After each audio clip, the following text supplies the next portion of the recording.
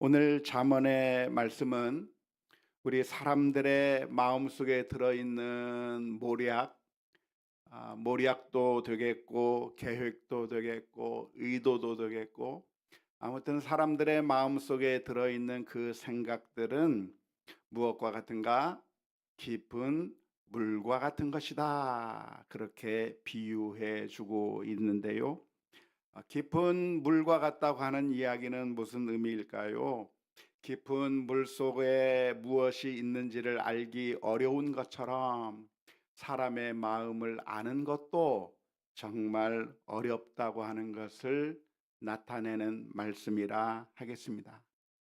사람이 그 마음속에 무슨 생각을 가지고 있는가, 어떤 의도를 가지고 있고 목적과 계획을 가지고 있는가, 또는 어떤 음모를 가지고 있고 모략을 가지고 있든 사람의 마음속에 들어있는 것을 알아내는 것이 정말 어렵다고 하는 것이죠.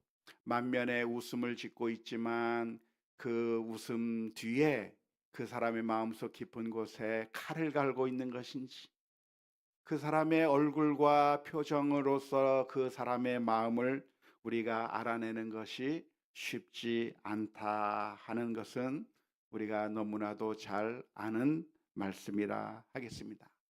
깊은 물 속에 있는 그 깊은 물 속에 무엇이 있는지를 정말 알기 어려운 것처럼 사람의 마음에 어떤 생각이 있는지, 어떤 계획이 있는지 알아내는 것은 정말 어렵다 하겠습니다.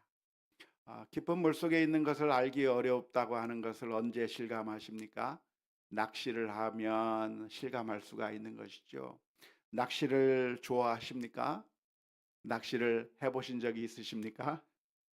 저는 낚시를 참 좋아는 하는데요. 실제로 해본 적은 몇 번 없습니다. 낚시를 좋아한다기보다는 물속에서 고기를 잡아 올리는 그 모습이 너무나도 좋습니다, 저는. 그래서 유튜브 동영상을 볼 때 제가 제일 좋아하는 주제 중에 하나가 무엇이냐면 고기를 낚는 그 동영상을 보는 것을 굉장히 좋아합니다. 그 모습을 보면서 참 어떻게 저렇게 바닷속에서 고기들을 낚을 수 있는지, 그 모습을 보면서 시간 가는 줄 모를 때가 있는데요. 근데 정작 제가 낚시를 해 보려고 하면 물고기를 잡을 수가 없어요. 정말 어렵습니다. 간혹 가다가 낚시를 하려고 하면 이상하게 제가 던진 그 낚시에는 고기가 안 잡혀요.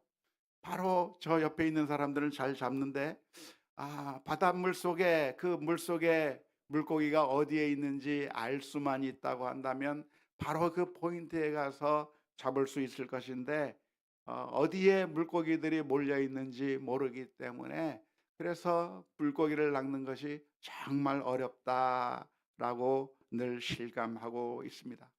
그런데 물속만 어려운 것이 아니라 사람의 마음을 아는 것이 훨씬 더 어려운 것이죠.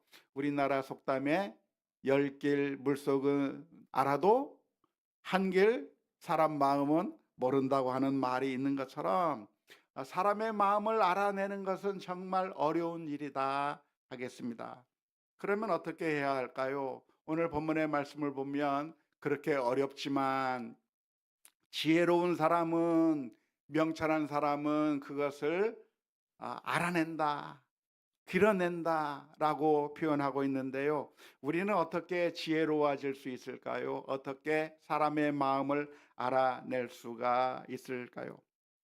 오늘 말씀에 기록하기를 지혜로운 사람, 명철한 사람은 사람들의 마음속에 감추어져 있는 그 생각을 길어내고 알아낸다고 하고 있는데, 어떻게 하면 사람의 마음을 우리가 알 수 있을까요? 어떻게 하면 우리가 지혜로워질 수가 있을까요? 안타깝게도 오늘 잠언서 20장 5절의 말씀은 그 마음속에 깊이 감추어져 있는 그 의도를, 그 생각을, 그 모략을 알아내는 자가 지혜로운 자라고 말만 하고 있지, 어떻게 알아내야 되는가에서는 설명을 안 하고 있는 것이 아쉽습니다. 그래서 오늘 우리가 어떻게 해야 될 것인가? 성경 전체의 가르침을 통해서 어떻게 사람의 마음을 알아낼 수 있는가에 대한 성경적인 교훈을 한번 정리해 볼 필요가 있을 것 같습니다. 제일 먼저 우리가 기억해야 될 원칙이 있다고 하면 무엇일까요? 사람의 마음을 알아내는, 사람의 깊은 곳에 들어있는 그 생각을 알아낼 수 있는 좋은 원칙이 있다고 하면 그건 무엇일까요? 그것은 내가 잘못 알 수도 있다고, 나의 잘못의 가능성을 항상 인정하는 것입니다. 내가 생각한 그것이 옳다, 이것이 확실하다고 그렇게 단정 짓는 것이 아니라, 내가 이렇게 생각했지만 내 생각이 잘못될 가능성이 있다고 하는 사실을 인정하는 겸손이 우리에게 필요하다 하겠습니다. 잠언서 18장 13절 말씀에 보면 이렇게 기록합니다. 사연을 듣기 전에 대답하는 자는 미련하여 욕을 당하니라 라고 기록하고 있는데요, 모든 것을 다 알기도 전에, 모든 자초지종을 다 듣기도 전에 그저 한두 가지 몇 개의 그 정보만을 가지고, 아 이렇구나, 저 사람의 생각이 이것이구나, 저 사람이 이런 마음을 가지고 있구나 라고 빨리 단정짓고 빨리 대답하는 사람은 어떤 사람인가? 미련한 사람이다, 이 말. 사연을 듣기 전에, 다시 말하자면 모든 정보를 다 알고 모든 것을 다 상황 파악을 다 하고 깊게 생각하고 깊게 생각해서 많은 것을 생각한 다음에 그래서 결론을 내리지 않고 성급하게 조급하게 결론을 내리는 사람은 어떠한 사람인가? 미련한 사람이라 하겠습니다. 따라서 지혜로운 사람은 어떤 사람인가? 명철한 사람은 어떤 사람인가? 내가 얻은 그 정보만을 가지고 아하 이렇구나라고 결론을 단정을 빨리 짓는 것이 아니라, 결론을 빨리 내리는 것이 아니라, 결론을 내렸지만 내가 아직 모르는 게 더 있기 때문에, 아직 내가 알지 못하는 것이 있기 때문에 내가 내린 이 결론이 잘못된 결론일 수도 있겠다라고 마음의 문을 열어놓는 사람이 지혜로운 사람이라 하겠습니다. 어떤 사람이 어떤 사람과 사귀다가 교제를 하다가 또는 어떤 관계 가운데 있다가 우리가 어떤 행동 하나를 보고 어떤 말 한마디를 듣고 우리는 성급하게 결론을 내립니다. 저 사람이 나를 미워하는 거야, 저 사람이 나를 싫어하는 거야. 정말 얼마 되지 아니한 그 짧은 정보만을 가지고, 정말 얼마 되지 아니한 그 작은 인포메이션을 가지고 우리는 너무나도 성급하게 결론을 내리는 거죠. 저 사람은 나를 싫어하고 있구나, 저 사람은 나를 미워하고 있구나, 빨리 결론 짓고 빨리 단정 지어서 그래서 그 사람과의 관계를 끊어버린다고 한다면 이것이 얼마나 어리석은 일이라고 할 수가 있겠습니다. 우리가 그 사람과의 관계를 잘 유지함으로써 얻을 수 있는 유익이 얼마나 많이 있습니까?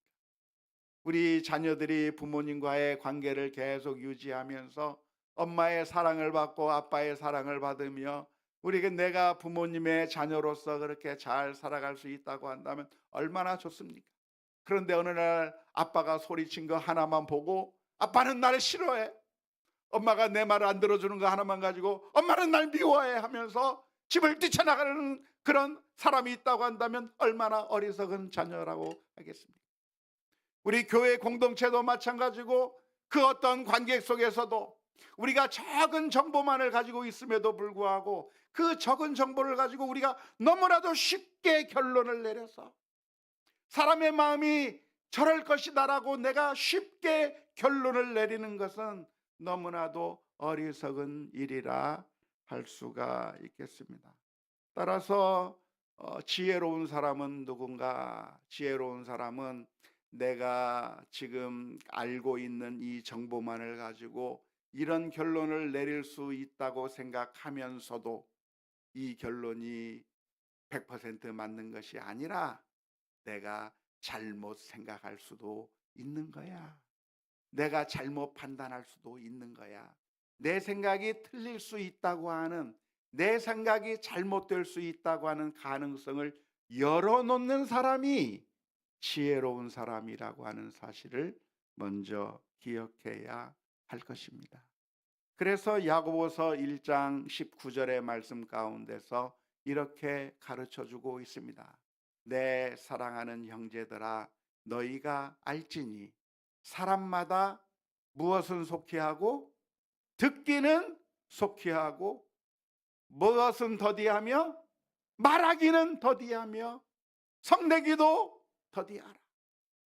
이렇게 말씀해 주고 있는데요. 듣기는 속히 하라고 하는 말씀의 의미가 무엇입니까? 듣기를 속히 하라고 하는 말은 정말 많은 정보를 얻기 위해서 최대한의 노력을 하라는 이야기예요. 이 말도 듣고 저 말도 듣고 많은 말을 많이 들어서 내가 조그만 인포메이션을 가지고 섣부른 결론을 내리는 것이 아니라, 이 인포메이션을 들었으면 이 인포메이션이 전부라 생각하는 것이 아니라 다른 정보도 듣고 또 다른 정보도 듣고 또 다른 정보도 듣고 많은, 가급적이면 많은 정보들을, 다양한 이야기들을 폭넓게 들어서, 그래서 우리가 판단할 수 있는 그 모든 자료들을 많이, 가능하면 많이 들어야 한다고 가르쳐 주고 있는 것이고요. 말하기를 더디하라고 하는 이야기는 무슨 의미입니까? 결론을 너무 빨리 내리지 말라는 것이죠.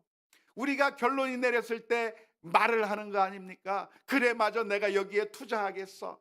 그래, 나는 이것과의 관계를 끊겠어. 그래, 나는 이것을 하겠어. 나는 이것을 하겠어. 내가 가지고 있는 그런 조그만 인포메이션에 따라서 내가 빨리 결정을 내려서 빨리 진행하는 것이 아니라, 우리의 결정은 어떻게 되어야 되는가?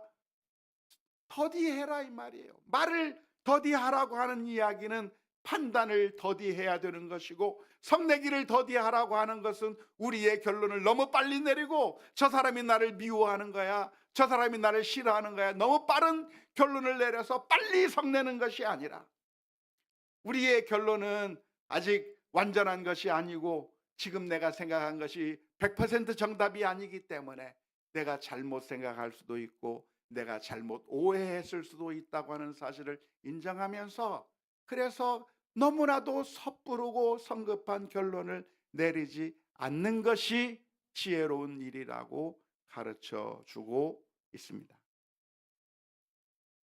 고린도 전서 8장 2절 말씀에, 만일 누구든지 무엇을 아는 줄로 생각하면 아직도 마땅히 알 것을 알지 못하는 것이요. 맞아, 이것이야, 이거지 하면서 결론을 빨리 내리는 그 사람은 어떤 사람인가? 아직 모르는 사람이다. 잘못 알고 있는 사람이다. 내가 어떠한 생각을 하게 될 때 너무나도 빠른 결론을 내리는 것이 아니라, 내가 아직 모르고 있다고 하는 사실을 열어두고 결론을 천천히 내리는 것이 사람의 마음을 알아가는 방법이라 하겠습니다. 안타깝게도 오늘날 수많은 사람들이 공동체를 훼손하고 공동체를 무너뜨리는 사람들이 많이 있는데요. 주로 어떤 사람들이 공동체를 훼손하고 무너뜨립니까?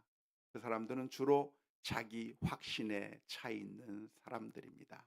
극단적인 입장을 가지고 확신을 가지고 있는 사람들처럼 무서운 사람이 없어요. 어떠한 생각에 대해서, 어떠한 입장에 대해서 자신의 입장을 강하게 가지고 있으면서, 그래서 나는 이것이 너무나도 확실하기 때문에 이것을 위해서 내가 최선을 다하겠다고 그렇게 말하는 사람이 사실은 얼마나 위험한 사람인지 모릅니다. 가정에서도 마찬가지고 교회에서도 마찬가지고 이 사회에서도 마찬가지고 모든 공동체에서 자신이 확신하기 때문에 그 확신에 따라서 행동하는 사람은 결국 공동체를 훼손시킬 위험이 너무나도 큰 것이죠. 왜 위험합니까? 그 사람은 확신에 차 있는 사람은 자기가 잘못되었다고 하는 것을 인정할 수 없기 때문에 그렇습니다. 그런데 사람이 하나님인가요? 하나님이 아니에요. 하나님만이 하나님이시고 하나님만이 실수가 없으시고 하나님만이 완전하시고 하나님만이 온전하셔서 아무런 실수도 아무런 잘못도 없으신 유일하신 분이 하나님이시지만 사람은 어떠한 사람인가? 사람은 잘못 판단할 수 있어요. 사람은 잘못 생각할 수 있어요. 옳다고 생각했지만 잘못될 수 있어요. 그렇게 연약하고 부족한 우리 인생들이 확신에 차서 내가 이것을 진행하는 것은 확실하다고 생각해서 밀어붙이는 사람이야말로 얼마나 위험한 사람인가를 알아야 되는 것이고, 오늘 우리들이 그러한 잘못으로 빠져들지 아니하도록 항상 겸손하게 내 생각이 옳은 것이 아니라 내가 잘못 생각했고 내가 잘못 판단했을 수도 있겠다고 하는 겸손한 마음으로 설 수 있는 우리 모두가 다 될 수 있기를 주님의 이름으로 축원합니다. 우리가 어렸을 때 많이 했던 놀이 가운데 하나가 스무고개입니다. 스무고개 해보셨습니까? 예. 그 사람의 마음에 있는 것을, 그 사람이 생각하고 있는 것을 알아맞추는 게임입니다. 그러면 자꾸만 질문을 던져서 혹은 대답을 하면서 그 사람이 무엇을 생각하고 있는지 알아맞히는 것이죠. 내가 생각하는 것은 과일입니다. 뭐 과일 얘기만 듣고 함부로 답을 대면 되나요? 아, 과일? 그럼 포도 아니냐? 땡! 그러면.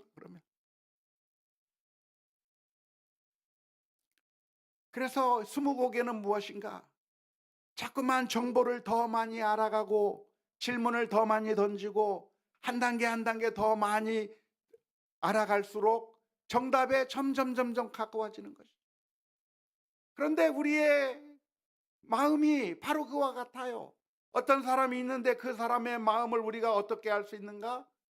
내가 알고 있는 몇 가지 한두 개의 인포메이션을 가지고 그 사람의 마음이 이것이다라고 함부로 결론을 내릴 게 아니라 이것으로 테스트해보고 저것으로 테스트해보고 자꾸만 스무고개 하듯이 이것을 통해서 저것을 통해서 자꾸만 좁혀가고 또 좁혀가고 그 사람의 생각이 무엇인지 자꾸만 좁혀가면서 처음에 생각했던 내 생각이 그게 아니었구나, 이것이 아니라 잘못된 다른 방향일 수도 있겠구나, 내가 틀렸을 수도 있겠구나 생각하면서 겸손하게 진리를 향해서 나아가기 위해서 알아나가야 될 필요가 있는 것이죠. 그런데 그렇게 하지 아니하고 내가 생각한 대로 확신에 차서 당신은 분명히 이것만 생각했을 거야, 우리의 내 생각을 가지고 무조건 밀어붙인다고 한다면 결국 정답을 찾기가 어려운 것이죠. 그렇기 때문에 지혜가 무엇인가? 사람의 마음을 얻는 이해할 수 있는 방법이 무엇인가?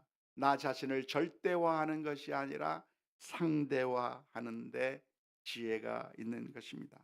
단정해서 말하는 사람은 결국 다른 사람들도 움직이지 못하게 그물을 쳐놓는 것이고, 나 자신도 내가 했던 그 단정된 말로 인해서 나 자신도 움직이지 못하며 이 사회를 완전히 움직이지 못하게 만드는 그런 나쁜 결론을 가져오게 마련인데요. 우리는 항상 단정지어서 이야기할 것이 아니라 지금까지 내가 알고 있는 인포메이션으로는 이것이 최선의 대답일 것 같은데, 하지만 내 대답이 잘못되었을 가능성을 항상 열어놓고, 그래서 더 좋은 대답, 더 좋은 이해를 얻기 위해서 부단히 노력해 나아가야 할 줄로 믿습니다. 사람의 마음에 들어있는 그 생각이 우리가 지레 짐작으로 함부로 알 수 있는 것이 아니라 우리는 겸손하게 내가 잘못될 가능성을 생각하면서 그 사람의 마음들을 알아나가지 아니하면 알 수가 없다고 하는 사실을 기억해야 할 것입니다. 그런데 우리가 사람의 마음을 알 수 있는 아주 좋은 방법이 하나가 있는데요. 그것은 무엇일까요? 그것은 서로의 입장을 바꾸어서 생각하는 것입니다. 예수님께서는 이런 말씀을 해 주셨습니다. 마태복음 7장 12절 말씀에 그러므로 무엇이든지 남에게 대접을 받고자 하는 대로 너희도 남을 대접하라. 이것이 율법이요 선지자니라. 성경의 모든 가르침을 한마디로 요약하면 무엇인가? 신구약 성경 66권의 말씀을 한마디로 요약하면 무엇인가? 너희는 너희가 대접받고 싶은 대로 다른 사람에게 그대로 먼저 대접하라고 하는 이 말씀을 우리가 기억해야 하는 것이죠. 우리가 상대방의 마음을 다 알 수는 없지만, 그러나 우리가 어떻게 하면 그 상대방의 마음을 이해할 수 있는가? 내가 그 사람이 나에게 어떻게 해주기를 바라는가를 내가 나 자신의 마음을 알고 그 사람의 마음을 투영해 보는 것이죠. 우리 마음의 소리를 들을 수 있다고 한다면 우리도 다른 사람의 입장을 조금 더 이해할 수가 있을 겁니다. 내가 만일 우리 아들의 입장이라고 한다면, 내가 만일 우리 딸의 입장이라고 한다면, 내가 만일 우리 며느리의 입장이라고 한다면 우리 며느리는 어떤 마음을 가지고 있을 것인가?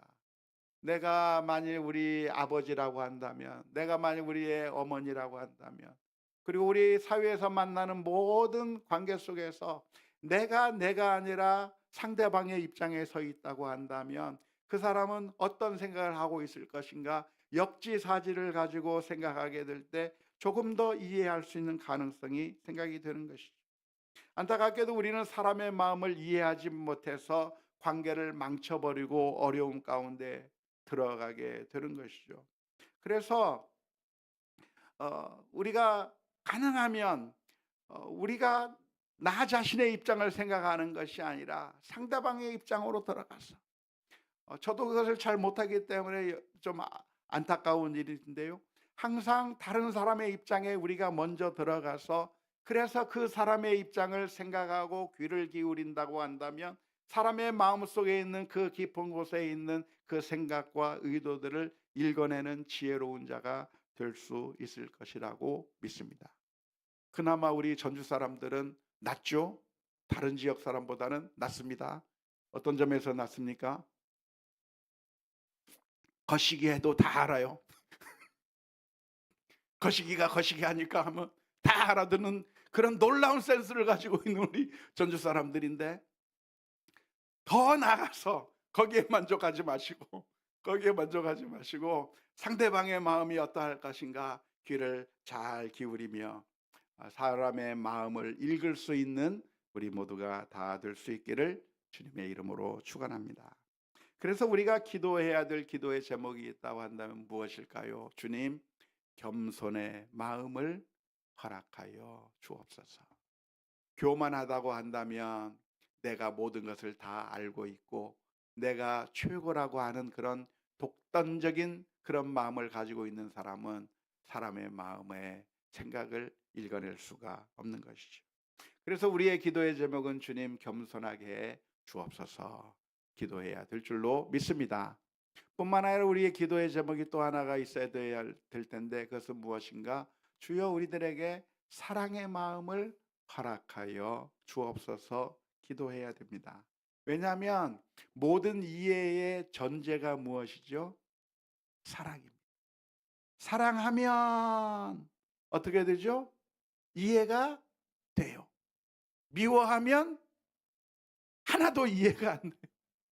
사랑하면 이해가 되고 미워하면 이해가 안 되는 거예요.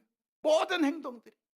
사랑하면 모든 것들이 다 용납이 되고 다 이해가 되고, 그래서 우리의 이해, 상대방의 마음속에 있는 그 생각들을 어떻게 이해할 수 있는가? 그것은 또 하나의 우리 전제가 무엇이냐면 우리들의 마음 가운데 사랑의 마음이 있어야 되는 거예요. 그래서 만일 우리들의 마음 가운데 이해가 잘 되지 않는 상황이 있다고 한다면 저 사람은 왜 저렇게 행동할까? 저 사람은 왜 저런 식으로 할까? 이해가 되지 않는다고 한다면 그 사람이 문제가 아니라 무엇이 문제예요? 내게 사랑이 부족한 게 문제예요. 그래서 우리가 하나님 앞에 기도해야 되는 것이, 하나님, 제게 사랑이 부족해서, 사랑의 마음이 없어서 이해가 안 돼요. 하나님, 제 마음 가운데 사랑을 허락해 주세요. 그래서 이해할 수 있는 그런 마음을 제게 허락해 주옵소서. 기도하며 나아가야 될 것 같아요. 우리의 자녀들 우리가 사랑하기 때문에 다 이해되는 거죠. 우리 아이들의 행동들은 다 이해가 되는 거예요. 그래서 다른 아이와 싸우고 돌아도 우리 아이를 다 이해하는 것이고 다 사랑하게 되는 것인데, 그런데 다른 아이들은 이해가 안 되는 것이죠. 왜 저런 식으로 행동을 하나? 왜 내 아이가 아니기 때문에. 그래서 우리는 사랑을 위해서 기도해야 된다고 하는 것이고요. 뿐만 아니라 우리가 항상 귀 기울이며 우리의 생각이 잘못되었다는 것을 살펴보아야 할 것입니다. 예전에도 한번 제가 소개해드린 예화인데요. 누가 만들어낸 이야기인지는 모르겠지만 어느 병원에서 수술을 앞둔 어떤 소년이 있었습니다. 그런데 그 소년이 응급으로 수술을 받아야 되는데 의사가 나타나지 않는 겁니다. 의사가 나타나지 않으니까 이 아버지는 마음이 조급해 가지고 왜 의사가 나타나지 않느냐고 지금 화가 잔뜩 나 있습니다. 그런데 의사가 헐레벌떡 늦게 뛰어오는 거예요. 그러니까 그 의사를 보면서 화가 잔뜩이 났습니다. 왜 의사가 저렇게 책임감도 없이 수술하는데 이렇게 늦게 나타나는 거냐고 그렇게 굉장히 기분이 나빴어요. 그런데 그 의사가 와가지고 수술을 막 해가지고 결국 수술을 마치고 나오는 겁니다. 그러니까 아버지가 그 의사에게 물어봐요. 의사 선생님 어떻게 됐습니까? 수술이 잘 됐습니까? 어떤 상태입니까? 하는데 의사가 대답하기를 수술 그런 대로 잘 됐습니다. 걱정하지 마십시오. 그러면서 쑥 가버리는 거예요. 설명도 안 하고. 아버지가 화가 났어요. 아니 왜 의사 선생님이 저렇게 설명도 안 해주나? 도대체 우리 의사로서의 자격이 있느냐? 엄청 화가 나는 겁니다. 그래서 그렇게 화가 나고 있는 그 상태에서 어떤 간호사가 와서 이야기를 해주는 거예요. 그 간호사랑 만났을 때 그 아버지가 질문을 던지는 겁니다. 화를 내는 겁니다. 도대체 저 의사는 어떤 의사길래 우리 환자를 저렇게 소홀히 생각하고 아무런 설명도 해주지 않고 정말 거만하고 서비스 정신도 없고 온갖 불만을 나타냈는데, 그 간호사가 와서 하는 이야기가 사실은 저분이 아버지 상을 당해서 지금 장례 가운데 있었어요. 그런데 급한 수술이라고 해서 장례를 중단하고 지금 와서 급하게 수술을 해주고 다시 가는 겁니다.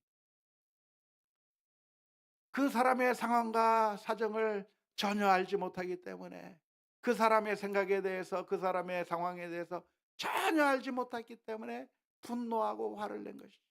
하지만 그 의사로서는 그나마 최선을 다해서 이 사람을 돌본 것이라고 하는 것을 이해하지 못하게 된 것이죠. 우리가 살아가면서 우리는 많은 질문을 던집니다. 이 세상이 미쳐 돌아가는 것 같은가요? 정상적으로 돌아가는 것 같습니까? 어떻습니까? 미쳐 돌아가는 것 같으시죠? 그 이유는 우리가 잘 이해하지 못했기 때문에. 이 세상이 미쳐 돌아가는 것 같다고 생각이 되면 저 사람이 이상한 행동을 하는 것 같고, 저 사람은 정말 말도 안 되는 행동을 하는 것 같고, 저 사람은 왜 저런 식으로 행동을 하는지 도무지 이해가 가지 않는다고 한다면, 그것은 내가 그 사람의 상황과 그 사람의 형편을 온전히 이해하지 못했기 때문에 그렇게 보이는 겁니다.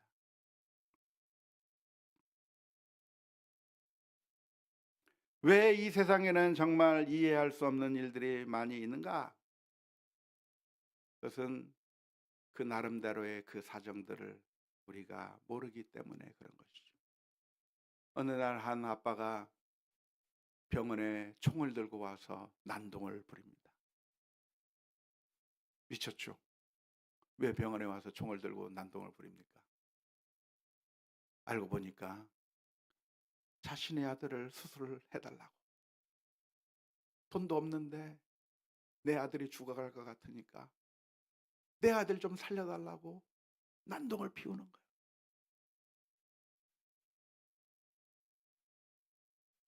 우리 아이들이 이상한 행동을 합니다.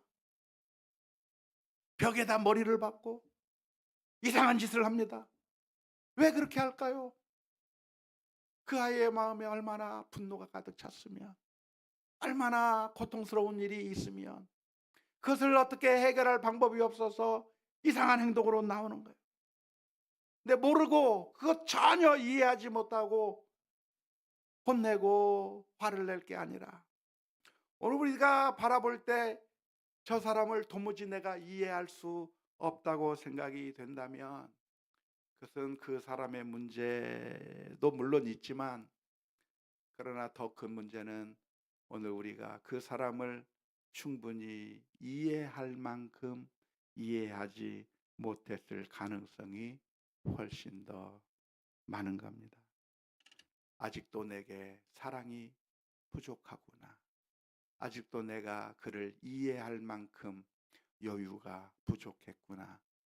아직도 내가 그 사람을 이해할 만큼 내가 자비롭지 못했구나를 생각하며 하나님 앞에 우리는 기도해야 합니다.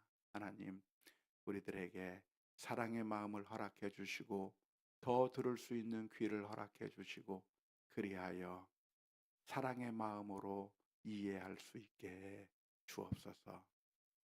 이게 오늘 우리들의 기도가 되어야 될 줄로 믿습니다.